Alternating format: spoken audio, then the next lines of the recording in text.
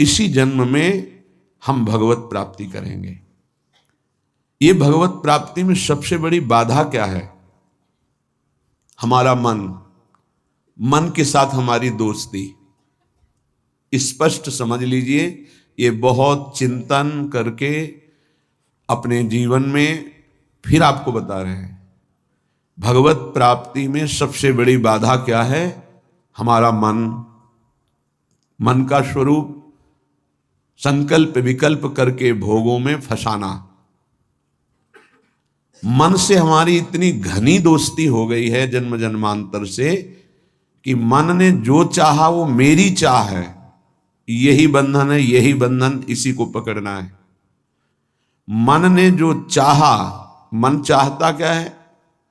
5 ज्ञानेंद्रियों के द्वारा भोगे जाने वाले समस्त विषय, जितने त्रिभुवन में भोग हैं उन सबको 5 में स्थित कर दिया गया। शब्द, स्पर्श, रूप, रस, गंध, और 5 ज्ञानेंद्रियों के द्वारा इनको जाना जाता है, ज्ञान होता है इनका। और इन भोगों को भोगने के लिए मन संकल्प विकल्प बनाता है। मन को मैं मानकर, मन को अपना मानकर हमारी दुर्गति हो गई, हम बंधन से युक्त हो गए, दुख पर दुख भोगते चले जा रहे हैं। सुख की लालसा से सुख भोग क्रिया परिणाम भयानक दुख, इसका मूल मन को सुधारना केवल इसकी मित्रता को हटा देने से होगा, दूसरा कोई उपाय नहीं है। ये आप अच्छे से समझ लीजिए। मन को यदि सुधारना है तो इससे दोस्ती हटानी पड़ेगी। बहुत कठिन है इससे दोस्ती छोड़ना। ये जो चाहता है वही मेरी चाह है, ऐसा हमें भ्रम हो गया है। ये अशांत तो हम अशांत, ये शांत तो हम शांत, ये भोगों में तो हमें चाहिए भोग, मैं भोगता। बड़ा विचित्र ये बंधन हो गया है। अगर समझ पा रहे हो, मन की दोस्ती, मन में तन्मयता, मन में अपनापन, यही हमारी मन की गुलामी का मुख्य कारण है, यही बंधन है। जब तक हम मन से दोस्ती नहीं हटा देंगे, मन में तदात्मता जो हो गई उसे नहीं हटाएंगे, अपनापन जो हो गया उसको नहीं हटाएंगे, तब तक इस पर शासन नहीं कर पाएंगे। जब तक मन को अधीन नहीं कर पाएंगे तब तक भजन नहीं हो सकता। भजन की बातें हो सकती हैं, फिर भजन की बातों से हम सम्मान चाहते हैं, रुपया चाहते हैं, नाना प्रकार के भोग चाहते हैं, मनोकामनाओं की पूर्ति चाहते हैं। वो इन के इन प्रकार फंसा के ही रखता है, वो मुक्त नहीं होने देता। इसीलिए शास्त्रों में कहा गया है, बंधन और मोक्ष का कारण तुम्हारा मन ही है। विषय चिंतन भोगों में लगा हुआ मन बंधन का कारण है, भगवत चिंतन प्रभु में लगा हुआ मन मोक्ष का कारण है। स्पष्ट वर्णन किया गया है। इसलिए धैर्य पूर्वक अंतर्मुख होकर के इस मन से दोस्ती हटा दीजिए। ये बिना सत्संग के आप इस युक्ति को नहीं जान पाएंगे। आप इंद्रियां नहीं हैं, आप मन नहीं हैं, आप शरीर नहीं हैं, आप प्राण नहीं हैं, आप भगवान के अंश हैं, ये प्रकृति के अंश हैं, आप परमात्मा के अंश हैं। अपने को भूलकर इनकी अधीनता स्वीकार करके हमारी ये दुर्गति हो गई कि हम तुच्छ विषयों के अधीन हो गए।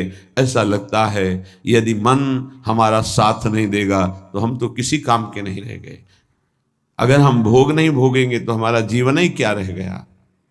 ये भ्रम बैठ गया है। यद्यपि आप पूर्ण काम हैं, आपको किसी भी वस्तु व्यक्ति स्थान भोग की किंचन मात्र आवश्यकता नहीं है, पर आपका ये मन आपको अधीन करके भोगों में सुख है, यही जीवन है, यही लाभ है, ऐसा भ्रम करा दिया है। उसी भ्रम को दूर कराने के लिए श्री भगवान गुरुदेव के रूप से, शास्त्र रूप से, नाना प्रकार के धर्मार्थ कार्यों के रूप से, कि इससे मन पवित्र होगा। पवित्र मन निष्काम होता है, अपवित्र मन कामी होता है। जब तक मन पवित्र नहीं होगा तब तक प्रभु से प्रेम या प्रभु का तन्मयता पूर्वक भजन असंभव। निर्मल मन जन सो मोहि पावा। निर्मल मन, निर्मल मन प्रभु के नाम, प्रभु के धाम, प्रभु की लीला, प्रभु के रूप, इन्हीं से निर्मल होता है। संसार का नाम, संसार का रूप, संसार की जो त्रिगुणात्मका माया के द्वारा खेले जाना वाला खेल है, ये सब मलिन करने वाला है मन को, और हम इसी में लगाए हैं, इसीलिए हमारी दुर्दशा हो रही है। बिल्कुल सच्ची मानिए, ये हमारे इस समय शत्रु पक्ष का काम कर रहे हैं, मन और इंद्रियां। देखो, कई बार का ध्यान दीजिए, पैसा दे के ये जानते हैं कि इसमें जो नाटक हो रहा है वो बिल्कुल झूठा है। आप जाते हैं, आप वहां 3 घंटे बैठते हैं, कोई मन को विक्षेप नहीं, कोई मन भागेगा नहीं कहीं, आराम से आपको 3 घंटे साथ देगा। लेकिन 30 मिनट माला उठाइए, देखिए फिर इसकी चाल कितना भागता है। तो शत्रु हुआ या मित्र? गलत कार्य के लिए पूरा तन्मयता होकर साथ देगा, भगवत कार्य के लिए एकदम खिलाफ हो जाएगा। तो इसकी चाल को नहीं समझ रहे। हमारा मन हमारा दुश्मन है इस समय। इससे हमारी मित्रता का मतलब है बंधन, मित्रता का मतलब है सर्वनाश। बहुत बहुत सावधानी की जरूरत है। ये मन 5 मिनट ऐसी चेष्टा करा देगा, आजीवन कारावास। कुछ क्षण ऐसी चेष्टा करा देगा, फांसी की सजा। कुछ क्षण ऐसे पाप करा देगा, नहीं कोई जानेगा, तो अंदर से भयानक रोगों की उत्पत्ति, अशांति, हृदय का हर समय दाह युक्त होकर जलना, बहुत प्रकार से कष्ट ही कष्ट देने वाला है। दुख योनया, इससे दुख ही प्रकट होता है। इसलिए उपासक अपने आप को और मन को अलग करना सीखे। मन की मांग जो सही है वो पास कर दीजिए, जो गलत है उसको ना कर दीजिए, और बहुत जोर से ना कीजिए। नहीं नहीं नहीं, 1000 बार वो आपके सामने पेश करेगा, बड़ा सुख मिलेगा। नहीं, पर हम अंदर से कहीं ना कहीं टूट चुके हैं, हार चुके हैं। तो हमें लगता है कि यदि हम मन का साथ नहीं देंगे तो हाँ, ये हमको जलाएगा, ये हमको परेशान करेगा, और वो मैं सह नहीं सकता। इसी से हम मुक्त नहीं हो पा रहे, इसी से हम परमानंद में नहीं डूब पा रहे। यही कमजोरी है, इसको अच्छे से समझिएगा। मन से एक बार युद्ध करना पड़ेगा। यदि इतना सत्संग के द्वारा हम विवेक प्राप्त कर लें कि ये मैं नहीं हूं, मन ये मेरा नहीं है, मन प्रकृति का अंश है, बस फिर तो आप लड़ सकते हैं। और जब मेरा मन, तो आपकी सामर्थ्य नहीं कि ना बोल सकें। जबान से ना बोलेंगे, कदम वहीं चलेंगे जिधर मन ले जाएगा। ये बड़ा सूक्ष्म विषय, इसको समझ लीजिए। सब का सब पूरा अध्यात्म इसी बात पर टिका हुआ है। अगर मन निर्मल तो भगवत साक्षात्कार, मन निर्मल तो स्वरूप स्थित, मन मलिन तो दुर्गति। सारी साधना का फल मन को शांत कर लेना, निर्मल कर लेना, मन को अपने शासन में ले आना। पर ये तभी होगा जब इससे दोस्ती हटाएं। यहां दोस्ती क्या, मन की मांग मतलब मेरी मांग, मेरी मांग मतलब अब पूर्ण ही होना चाहिए, कुछ भी हो। इसी से पापाचरण बनते हैं और मन मलिन हो जाता है, हम और मन के अधीन हो जाते हैं। वो हमें और ऐसी स्थिति ले आता है कि मेरे से कहां भजन साधन, और पूरा जीवन व्यर्थ हो जाता है। श्रीपाद प्रबोधानंद जी महाराज कहते हैं, जागर्ति दुंदभिरवः परमोत्र, राधा वृंदावने वन इति प्रकटः पुराणे, तस्या विधेयमसमूर्ध महानुरागमूर्तेस्तदंगनमपोहे हरिम क्व पश्ये। हे भाई, मेरी बात सुनो और जाग जाओ। ये मोह निद्रा में तुम सो करके अपने जीवन को नष्ट कर रहे हो। क्या सोना है? ये मेरी पत्नी, मेरा पुत्र, मेरा मकान, मेरी संपत्ति, और इतना एकत्रित कर लिया है, अब और आगे इतना एकत्रित करूंगा, ये भोग लिया है, आगे ये भोग लूंगा, ऐसा ऐसा। ये ये स्वप्न चल रहा है। मोह निशा सब सोवनिहारा, देखें स्वप्न अनेक प्रकारा। अब इस स्वप्न में इतना लंबा स्वप्न है कि हम ये जान ही नहीं पा रहे हैं कि हमको यहां से जाना है, कुछ नहीं ले जाना है। हम आए किस लिए हैं, कर क्या रहे हैं, करना क्या है, इसका समाधान ही नहीं हो पाया। बस चलता जा रहा है, दूसरे को दाह संस्कार करके सौकाता है, समझाता है दूसरों को, खुद नहीं समझता कि यही दशा मेरे शरीर की होने वाली है। फिर इसके बाद कोई नवीन शरीर मिलेगा जिसमें हम साधना नहीं कर सकते, जिसमें हम बंधन से मुक्त नहीं हो सकते। इसलिए जागो, प्रभु की प्राप्ति ही जगना है। जहां तुम्हारे हृदय में भाव आया कि मुझे इस जन्म में भगवत साक्षात्कार करना है, जीवन मुक्त होना है, जगना प्रारंभ हो गया। अगर ये चाह नहीं आई तो सो रहा है, चाहे कोई भी हो। 18 पुराण कंठस्थ हो, चारों वेद कंठस्थ हो, लेकिन लक्ष्य भगवत प्राप्ति नहीं है तो सोया हुआ है। जगा हुआ पुरुष वही माना जाता है। मोह का नाश होकर ज्ञान का प्रादुर्भाव हो जाना। होय विवेक मोह भ्रम भागा, तब सब विषय विलास विरागा। जगा हुआ पुरुष जिसके हृदय में बात आ गई है, मुझे स्वरूप स्थित होना है, भगवत प्रेम प्राप्त करना है, भगवान से मिलना है, पक्का इस जन्म में मिलना है भगवान से, ये बात आ गई, वो जगा हुआ पुरुष है। तो ये बात जान लो कि भगवान कहां मिलेंगे।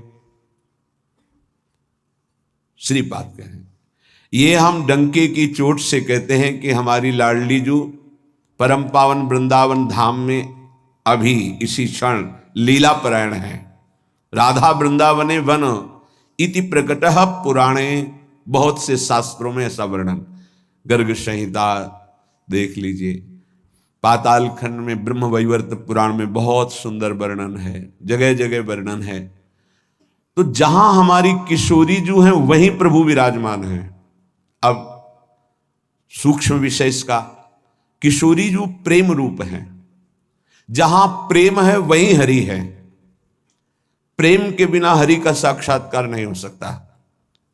प्रेम का मूर्तिमान स्वरूप हमारी प्रिया जो है, इसीलिए हम कहते हैं राधा राधा राधा, क्योंकि राधा उच्चारण किया तो जिनका नाम राधा है वो देखें, और जिनको प्राण प्रिय है वो देखें।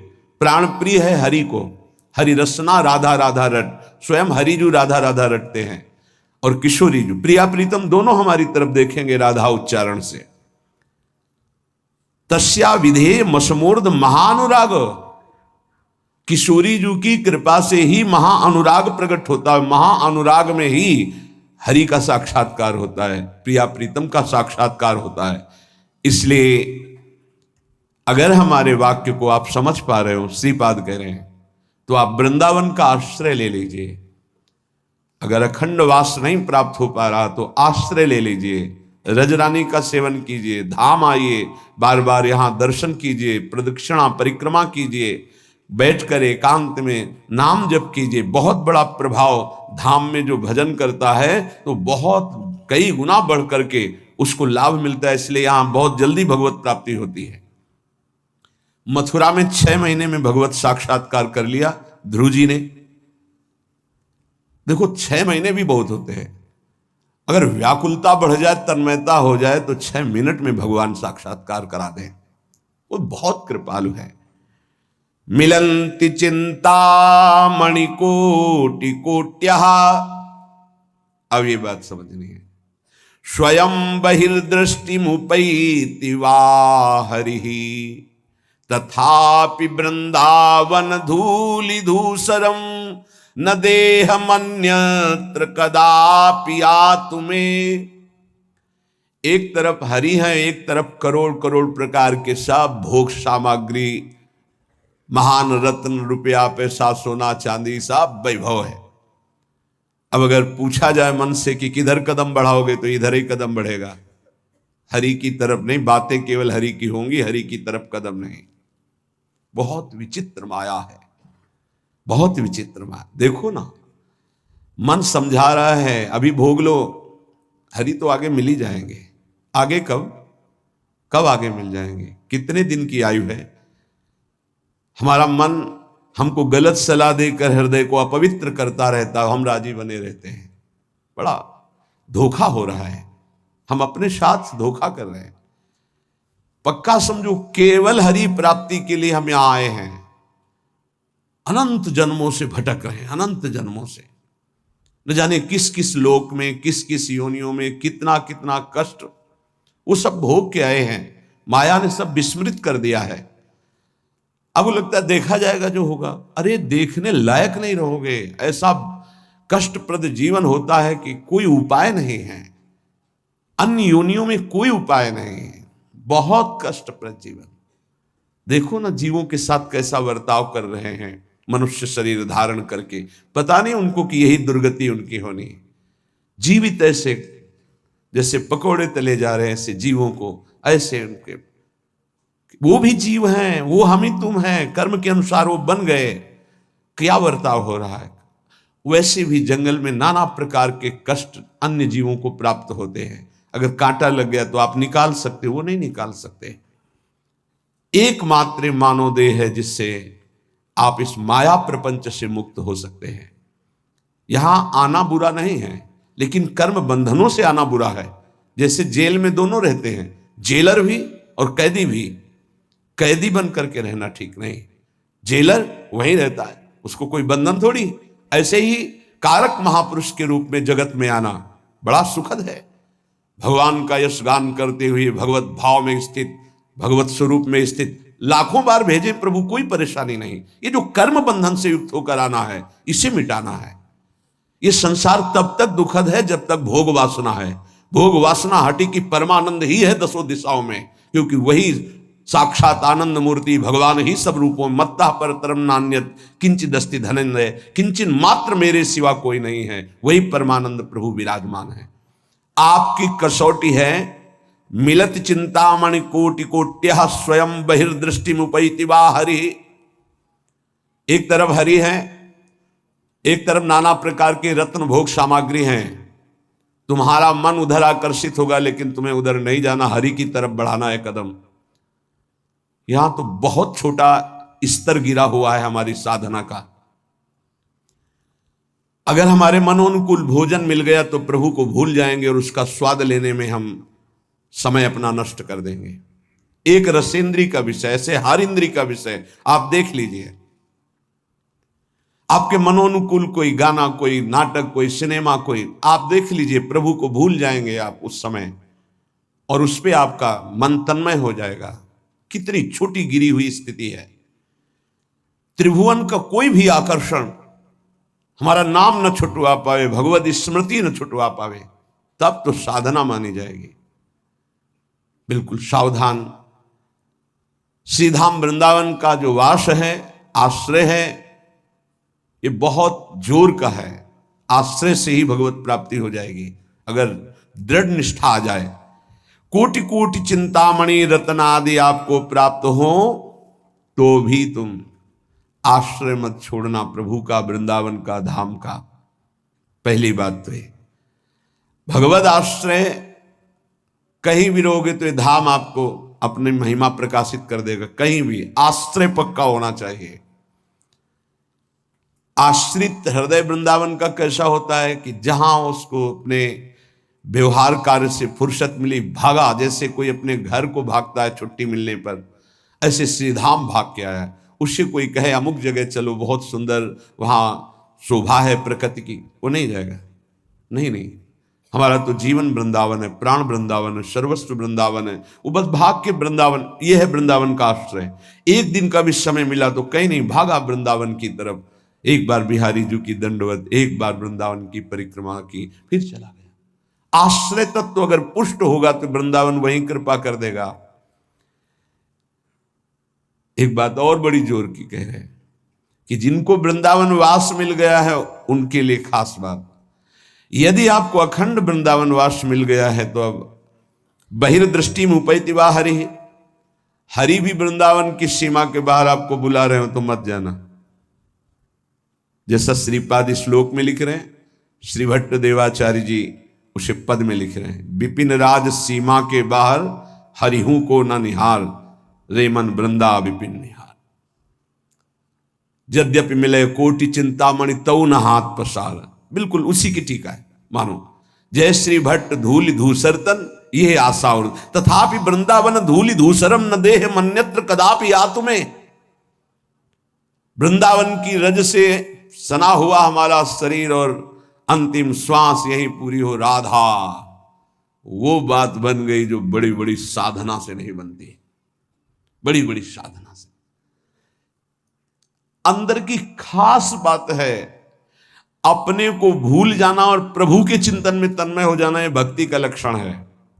सब कुछ भूल जाना, अपने स्वरूप में स्थित हो जाना, यह ज्ञान का है।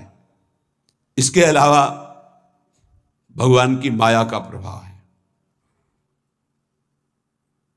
बड़ी विडंबना है, भगवान की कृपा से जब कोई साधन बनता है तो हम भगवान की कृपा ना कह करके, भगवान की कृपा ना मान करके हम उसमें अपना अहम आरोपित कर लेते हैं। इसलिए हमारी साधना बाधित हो जाती है और हम विक्षिप्त हो जाते हैं, विक्षेप पड़ जाता है साधना में।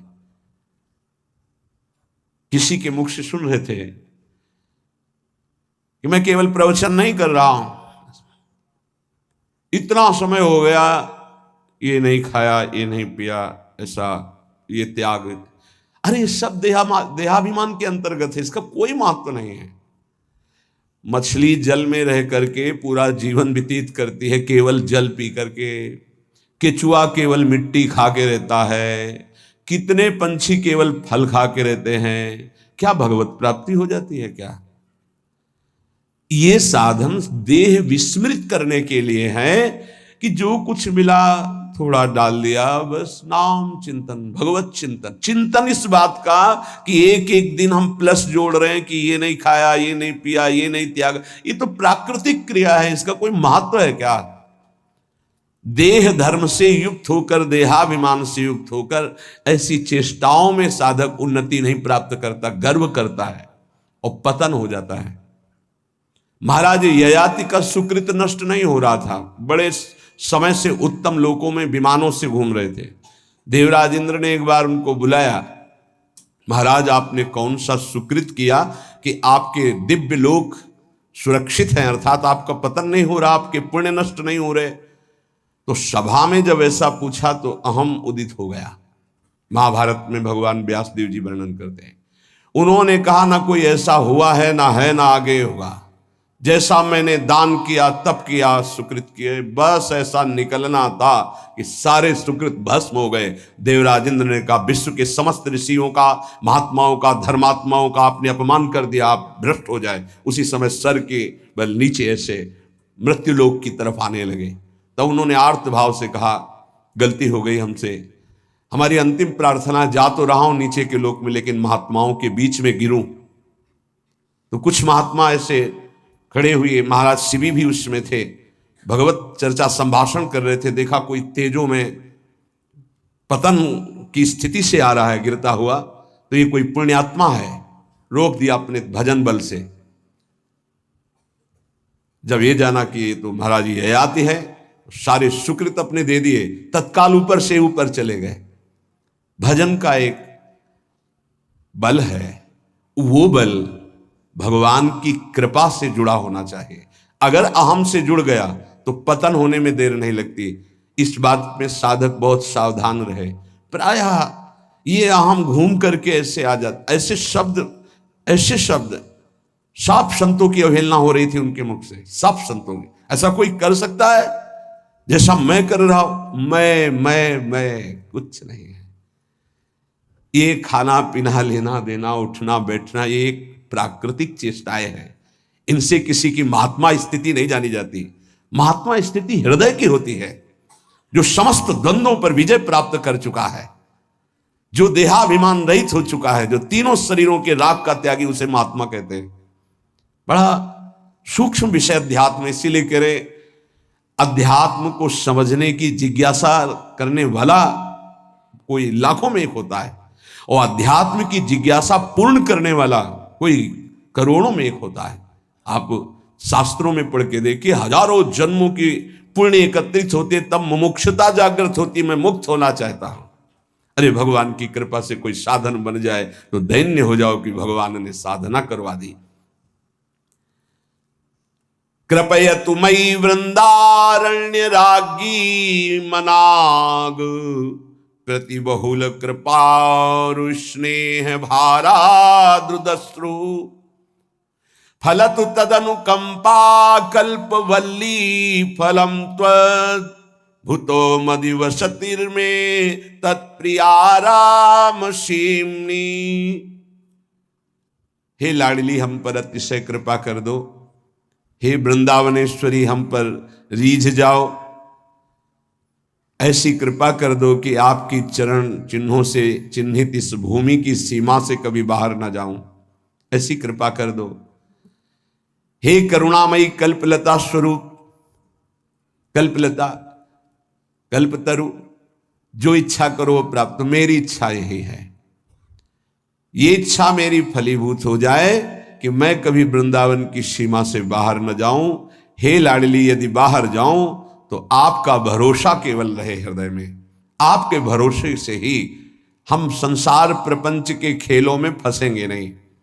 महारानी जू, हे प्रियाजू, आप करुणामयी हम पर ऐसी कृपा कर दो कि पहली बात तो वृंदावन की सीमा के बाहर न जाऊं, दूसरी बात अगर बाहर सेवार्थ व्यवहार्थ तो हे लाडली आपके चरणों का दृढ़ भरोसा रहे। अगर श्री जी के चरणों का दृढ़ भरोसा है तो पतित नहीं हो सकता उपासक। बाहर और भीतर, संसार में और धाम में, दोनों बात समझ लीजिए। हृदय में और बाहर व्यवहार में, धाम में और संसार में, वही सौभाग्यशाली माना जाएगा जिसका चिंतन प्रभु से हो रहा है। जो प्रभु के चिंतन में जुड़ा हुआ है वही महान सौभाग्यशाली है। धाम की एक असीम कृपा है, पर आप धाम में रहकर प्रिया प्रीतम का चिंतन नहीं करते, मनमानी पापाचरण करते हो, तो पुनः यही जन्म होगा लेकिन दंड मिलेगा। ऐसा नहीं कि आप धाम वास कर रहे हैं, मनमानी आचरण कर रहे हैं तो आपको विमान आएगा, आप नहीं, आपको यही दंड मिलेगा। बहुत विविध प्रकार के दंड हैं। यहां भूत भी बनते हैं, हजारों वर्ष तक भटकना होता है, जब तक कोई सिद्ध महापुरुष नहीं मिल जाएगा तब तक उद्धार नहीं होता। पर रहेंगे धाम में, भूतेश्वर भगवान जो मथुरा में विराजमान, उनके शासन में रहेंगे। यहां भी विविध योनियों की प्राप्ति हो जाएगी, बड़ा कष्ट में जीवन रहेगा। इसलिए मानव देह मिला है, कोई अपराध न बने, निरंतर भगवत चिंतन हो। और अगर ये बात आश्रय लेकर बाहर भी हो रही है तो आपको दिव्य वृंदावन धाम की प्राप्ति होगी।